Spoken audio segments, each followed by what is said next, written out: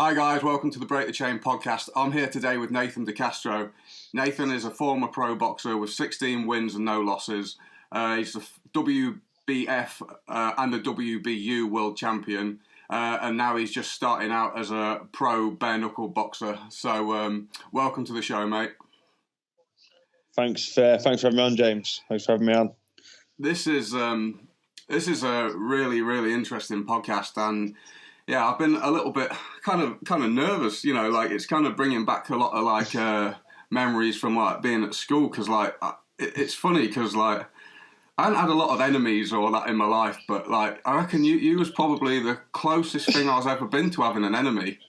There's a couple, you know what I mean? There's a couple. Yeah, that's like, yeah. We grow up, man. We grow up, obviously, long time ago. It's in school. We're young kids, aren't we? Immature, and hey, things happen. Things happen. Obviously, we grow up, and times change, man. Times change, and we matured out. So it's one of them. We've got to. You know, Facebook gets a lot of stick in that, but isn't it amazing? Because you kind of like, it is a little window into someone else's life. You know what I mean? And over the years, just watching people grow up and that, and you know, it was funny. It's funny because like I don't know, I haven't got much anger in me, and it's funny. I always wonder how I never died. You know what I mean? Like in all the little conflicts that we had and that, I just wonder how the hell didn't I die? Because I'm such a pussy. I'm such a fanny. Like I did a few years kickboxing, I still couldn't throw a punch by the end of it. So yeah, no, it's hilarious, absolutely hilarious. And I just think, you know, don't you think with enemies, like most enemies met under different circumstances, that they could have been mates? You know what I mean? Like it's just like something in common. Man. Yeah, of course, mate. Obviously, it's just you meet on wrong terms and that. Now and again, people meet on wrong terms. And that. And really, when you're young kids, mate, people have their obviously own personalities now. Sometimes you meet on wrong times. Your friends, people, so obviously people's friends don't get on with other people. It's just obviously how the way life goes. But as you get older, you mature and you understand that to fall out people isn't the way forward. But the way forward is getting on with people. And I've learned that. And I'm sure you have. There's no point going around the world around your life falling out people. It's just it's part of growing up, isn't it? Yeah, it's a pain in the arse. I remember there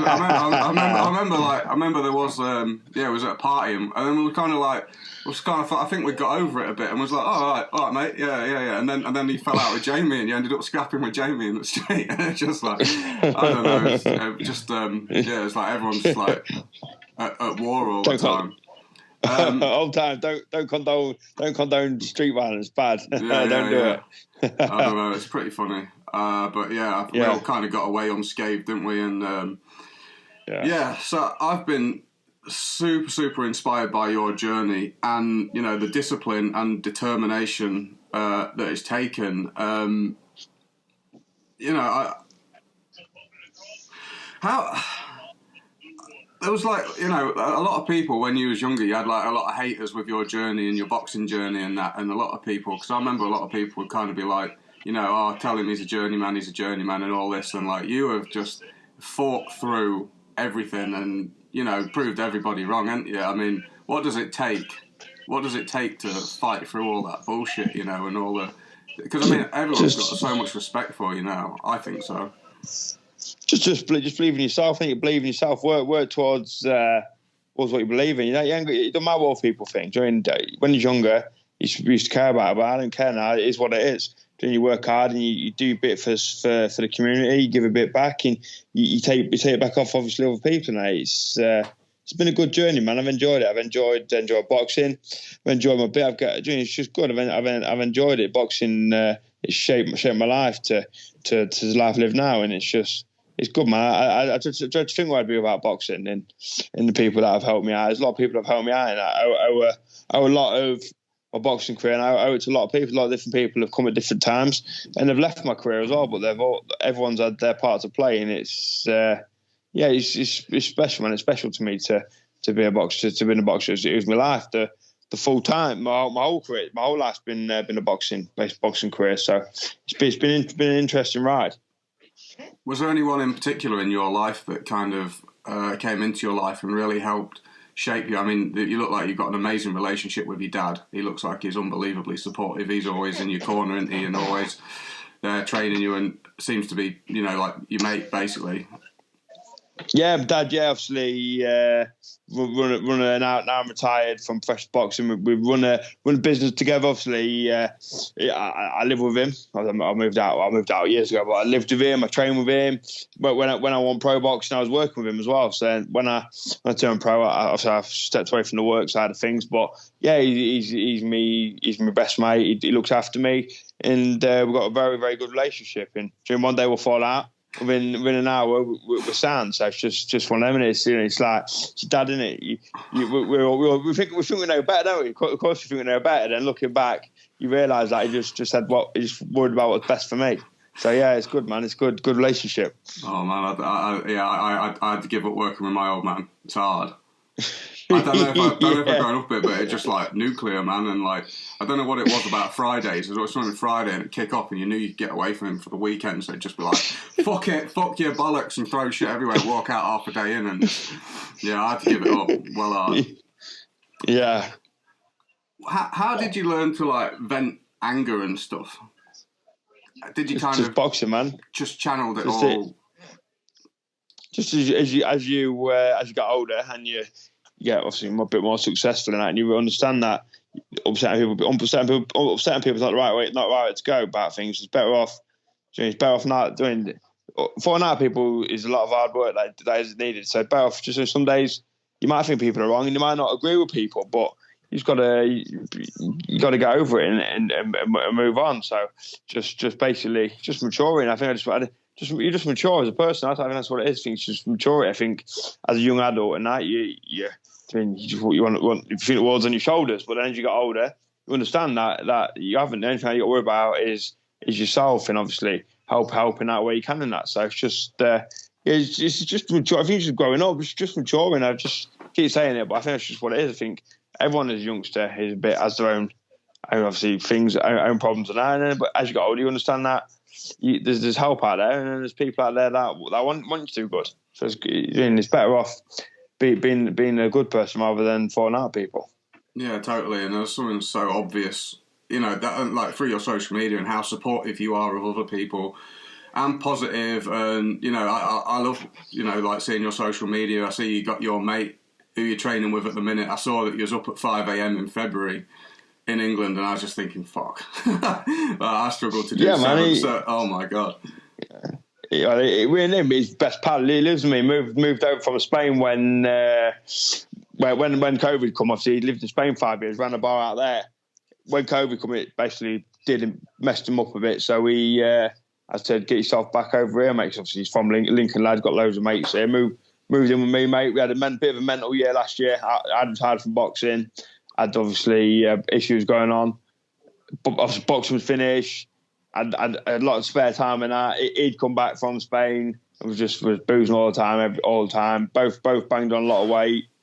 Both downward spiral. They got January and I said, that's it. Fuck it, let's do it. And then both just not booze on the head, just trained and ate better and just lived a better life, mate. So yeah, we sort of on a journey together, doing two best pals. On a journey together as well, so it's not. He's doing great as well. He's lost a ton of weight, hasn't he? Yeah, man. Yeah, he's lost a lot of weight, mate. He's piggy nuts. To be called Twiggy Nuts soon. Yeah, no, piggy I see that. It's amazing when you inspire someone else and then they change their life, and then they end up inspiring you. You're like, oh my God, like it's so inspiring to see someone, especially when someone's like done nothing as well, you know what I mean? And then they get off their arse and start doing something. And even if it's not a lot, you're just like, whoa, it's just like, by your standards, it's come on. Yeah. The hardest step's the first step, mate. Yeah, as soon as you get into it, like I say, never, in start of January, well, I didn't think I was going to do it. Well, I don't know. I didn't think he was going to do it. And I'm sure he didn't think he was going to do it. And as the weeks went on, he got more into it, same as I did. And then now, he's doing it again. He's not drinking out till Cheltenham. He had one or two drinks this month, and that's it. He's back off it, he's having another month off it. So, and he's lost a lot of weight.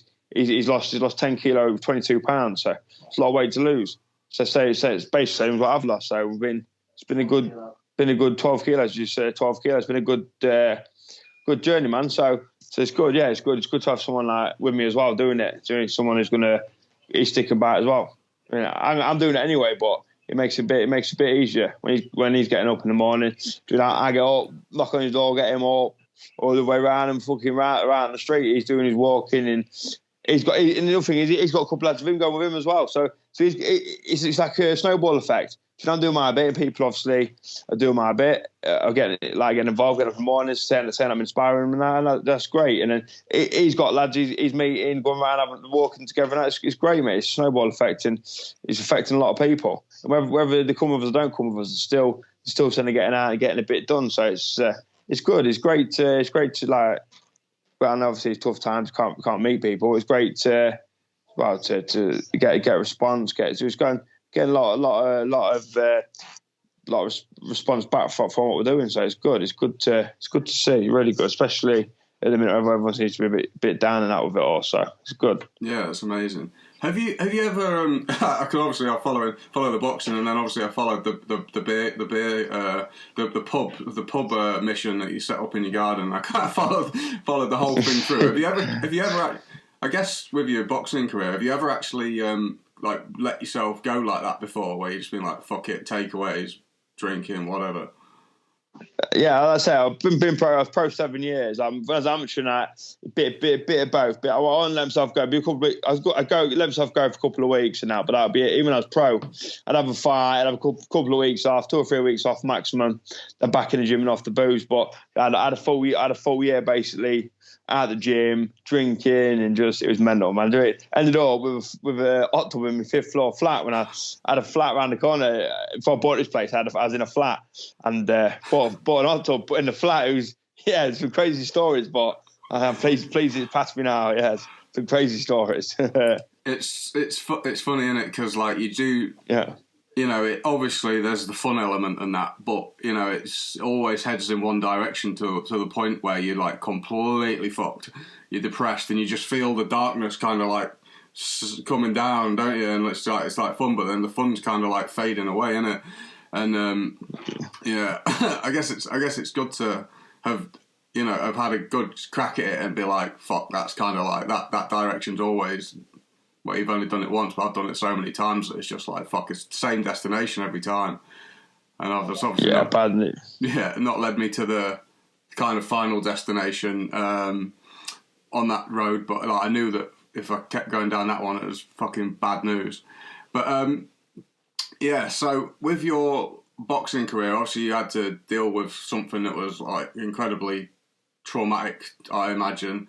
You know, and because with your eyes and that, you'd actually like your eyes aren't up to scratch for the boxing, are they? And you'd actually had to like blag the test, hadn't you, before?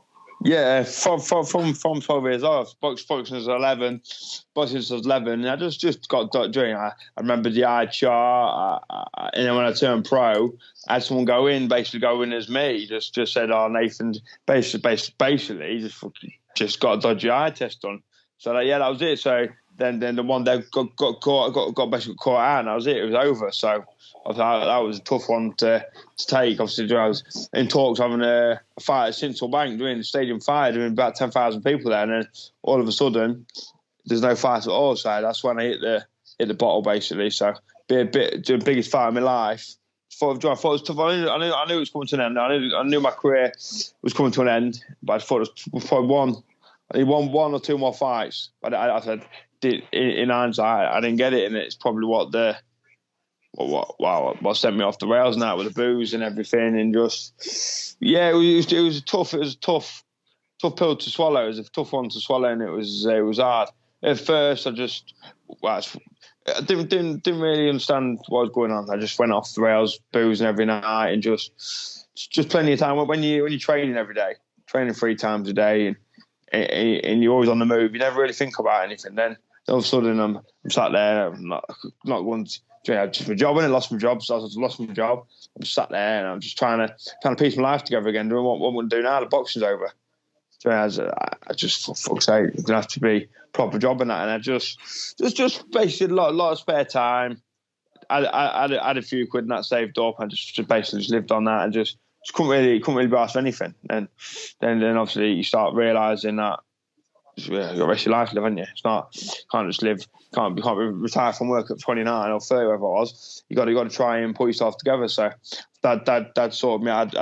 I'd business, building business. So I sort of took that on, but just what interested last year. I had a bit of a bad year of it all, so just sort of somehow kept it going. Obviously, in January, I thought couldn't carry on like that because, the score was downward spiral. So I just had to pull myself together.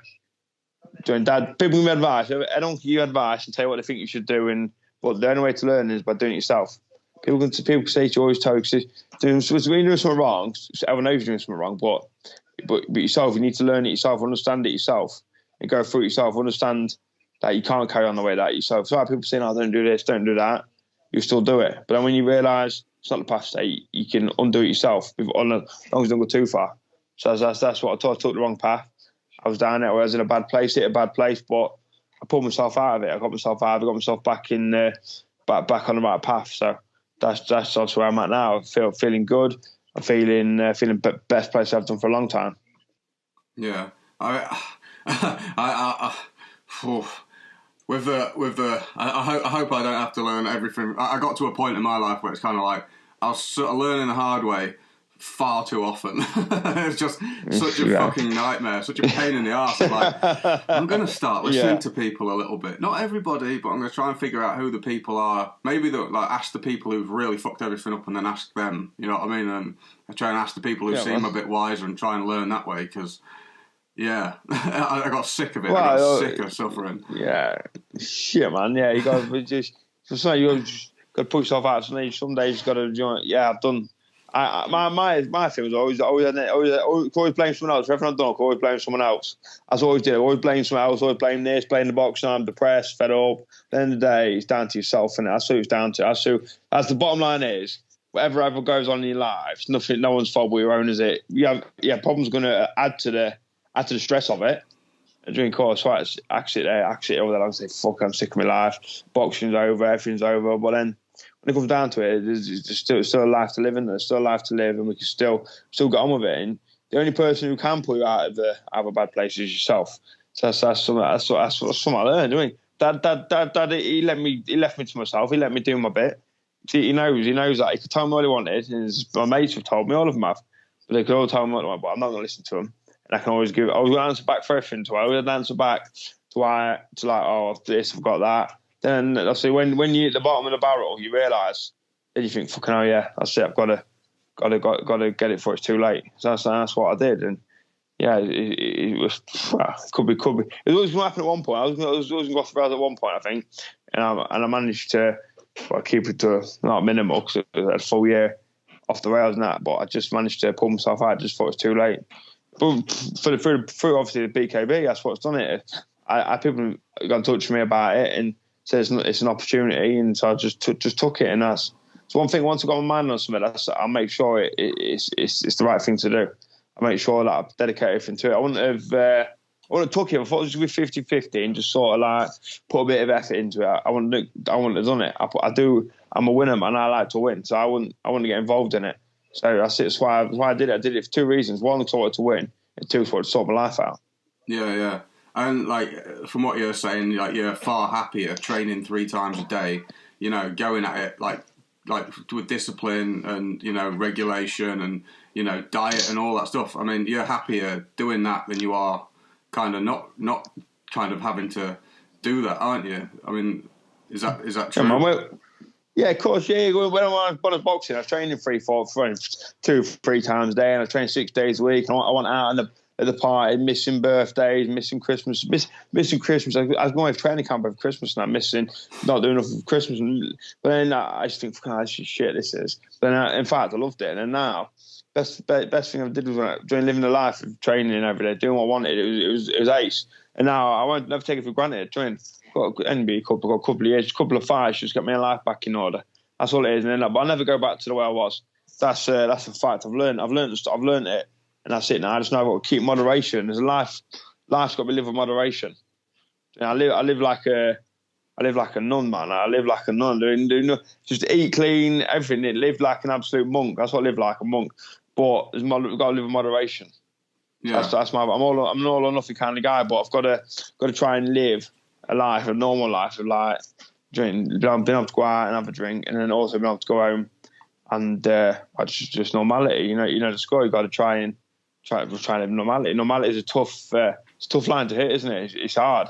If you're not used to normality, it's hard to stick to normality. Yeah.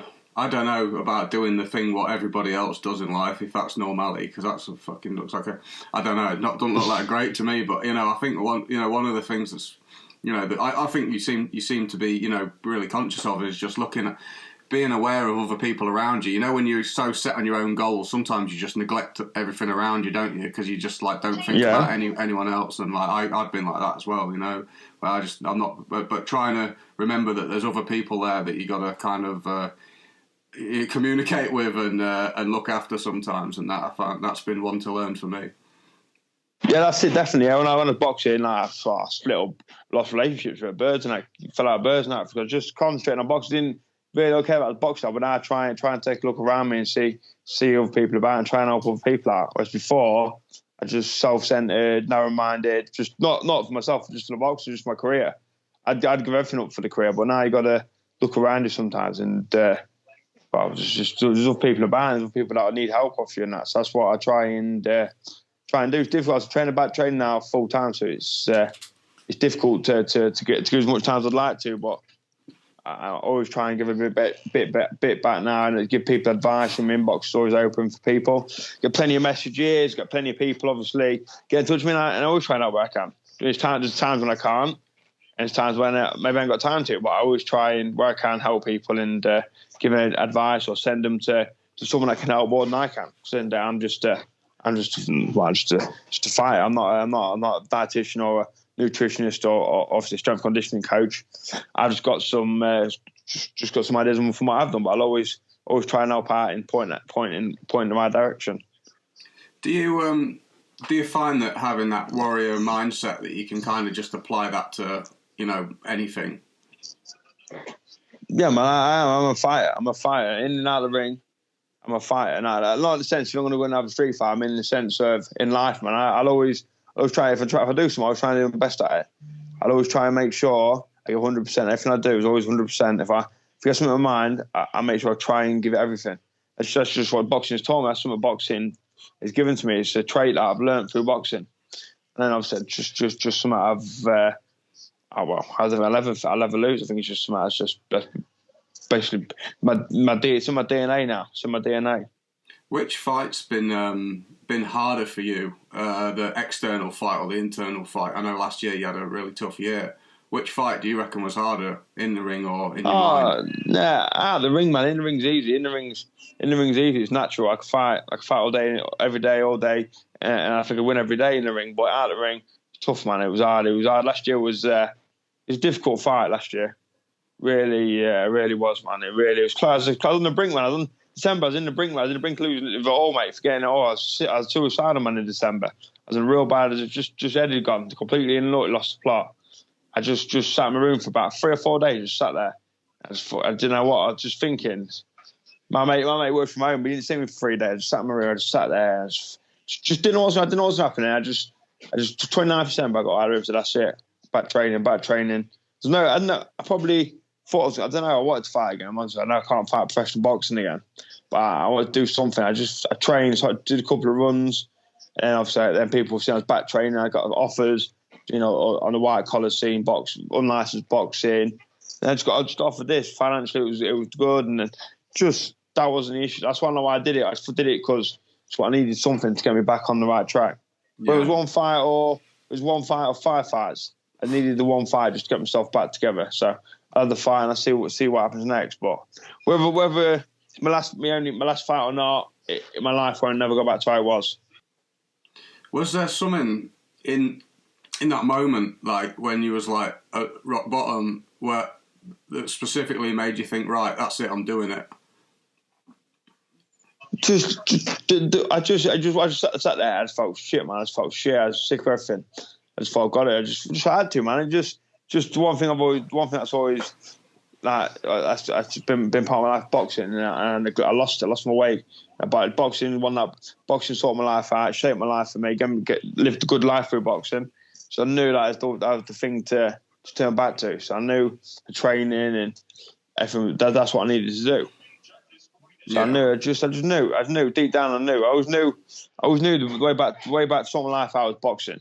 The problem is lockdown came at the wrong time because of can't train no one. I wanted to get into the boxing gym, start training young kids and that, but I couldn't do it because the amateur gyms all like shut because of COVID. So I just left in a bit of a rut. And by the time I'd come out, by the time December come, I just that far gone. I just thought, fucking, I don't know. I had to do something. Yeah. I think if I was, in your shoes, I would definitely have been thinking about that as well, because with being able to pass that on to other people. There's so many troubled kids that end up, in boxing gyms because, they fight a lot and, they're scrappers and they turn up there and, it's a real opportunity to help people, pass it on and give them a process to be able to deal with their emotions and direct and learn to direct them in a more constructive direction. So yeah, no, I think that'd be absolutely. There's a lot of fighters do seem to do that, and it does give you a way, like a long-term sustainable way to use what you do beyond when you can't fight yourself anymore. Is it something you thought about? Yeah, of course.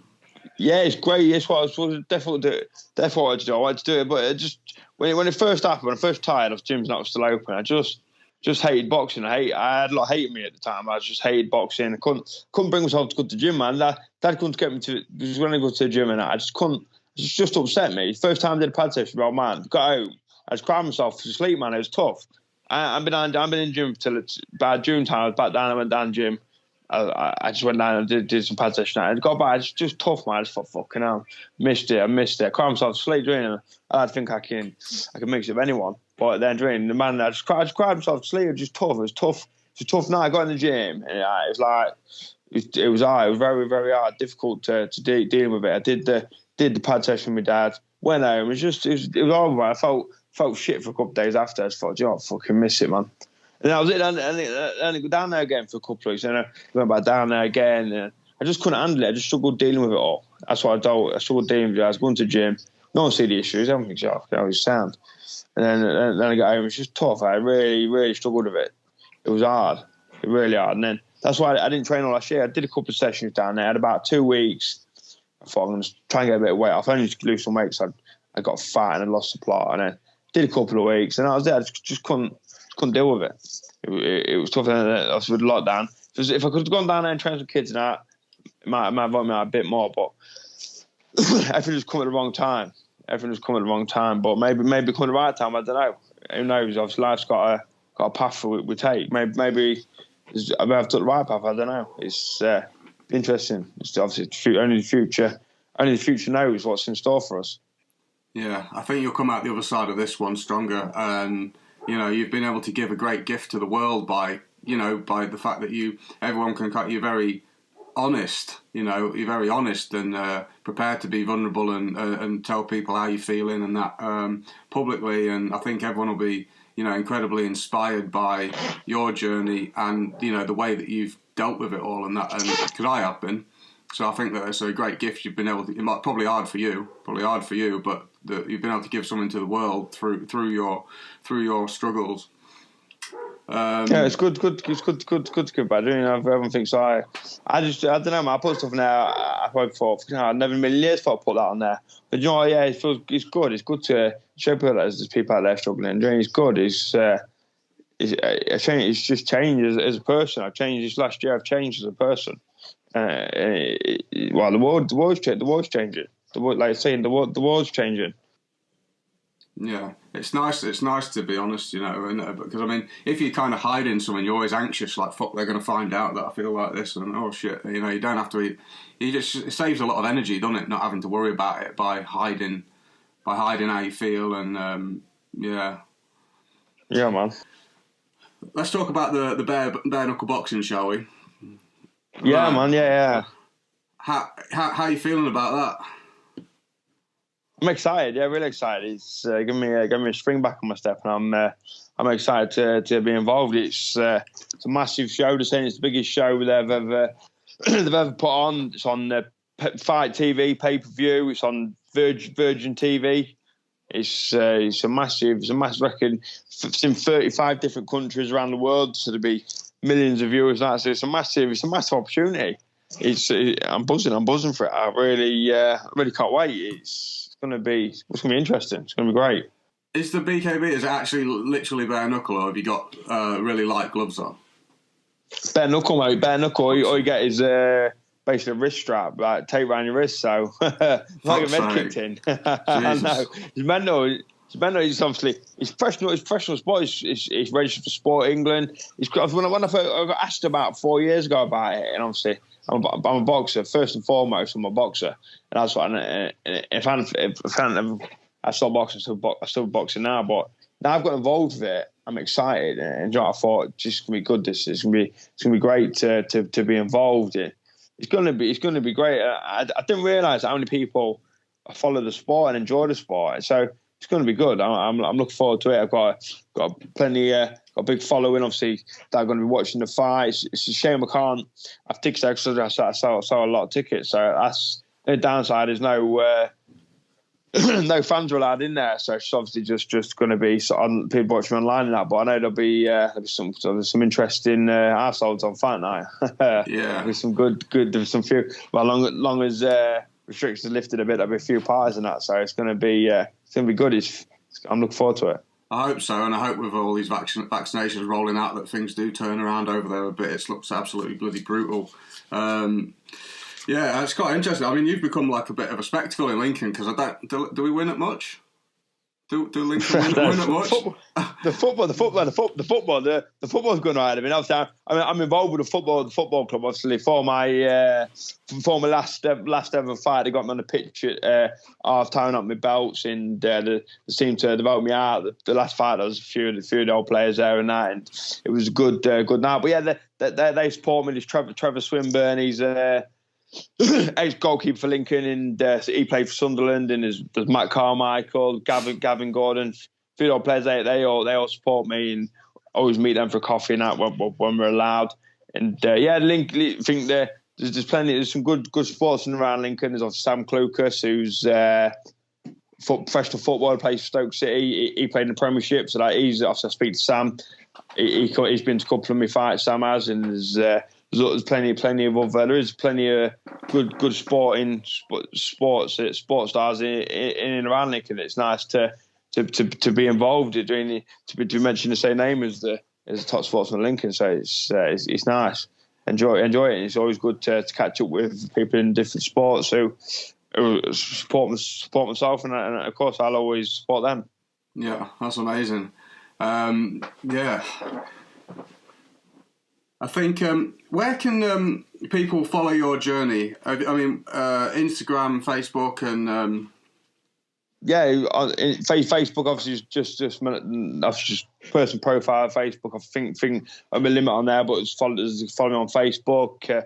Instagram, I set a new Instagram up a couple of weeks ago, so Instagram, follow me on there. It's just Nathan_Decastro, and the same with Twitter, Nathan _Decastro. Obviously, all my fighting details, all my training programs, stuff like that. I'll always upload it. And anyone needs any help or wants advice or wants to turn to boxing, wants to know anything about where they can train, just hit me up. Braces Boxing Club, Lincoln, Ewart Street, 5 nights a week, £2 a session or £4 for the week. So you can't grumble at that. It's very cheap, very good gym. Train alongside myself, Bobby Jenkinson, ex-Commonwealth champion. There's Kelly Oliver, 4-time ABA champion. He trains there. Then you've got all the old pros, Martin Langtree, Midlands area champion. Tony Darling, he boxed the English title against David A. There's Mick Monaghan, who was boxed the British title against Carl Froch. There's some good big names training down the gym, so it's a great gym. So anyone get themselves down there Monday to Friday. Gym session starts at 6 o'clock. Obviously, any advice, want anything like that, just tap me up, and I'll always happy to oblige. Yeah, Bracebridge Boxing is great. I actually used to go and train Muay Thai there when I was younger, and I was always thinking, shit, Nathan's gonna walk in here and smack me one day. But we never bumped into each other. Yeah, no, it's a great little gym that is. Really, man. Real nice, and they seem to really look after their people, the people who go there. So, mate, it's been a great honour. Thanks so much for coming on today. It's been really cool to be able to get to do this, and I fully support you and everything that you do, mate. And thank you. Hey James, thanks for everyone, mate. It's nice to welcome, you. And I'll be good to get back on, mate, after my fight and have a chat and catch up. Yeah, mate. Thank you so much. Good luck in your fight. Nice one, bruv. Thank you, James. All the best. Thank you.